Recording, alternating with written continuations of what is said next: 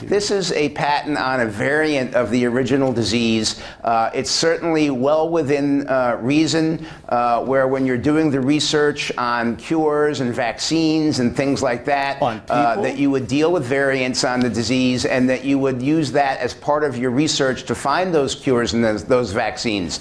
So the fact that the document exists and the fact that the document may be authentic is not in itself any sort of smoking gun. It is authentic.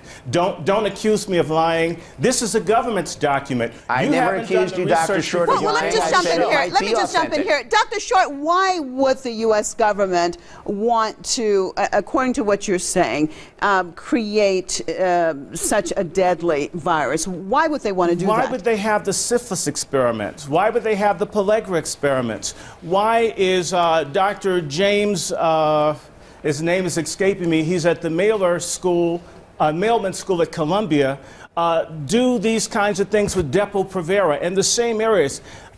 We have a history of doing all kinds of unjust and illegal things with substances, not just outside of the United States, but within. The Tuskegee experiment is the best known, but there are many, many others. And so it's time for this to stop. Bill and Melinda Gates, he just put his mouth in this. He's run non-consensual human experimentation that's watched people die in Africa. This is old. They did it to the Native Americans with certain diseases as a person of part Native American descent. I can't be as clinical and detached as the gentleman in Washington. By the way, that's the land that was stolen from my people by whites using diseases like Ebola. All right, stay with me both, yes, Mr. Lane and Dr. Short. I want to cross over to our Facebook page and see what some of our viewers have said about this subject.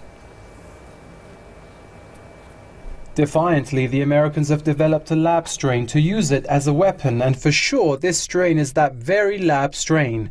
That's why it's spreading more quickly than the old natural strains seen before.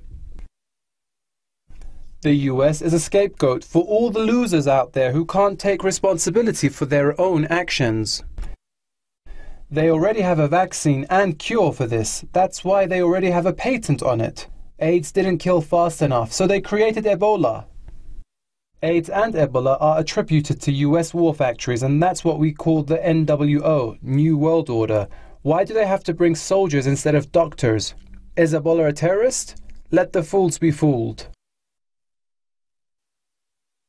This will definitely be an interesting debate. Can't use my guesswork to know whether Ebola is man-made or not.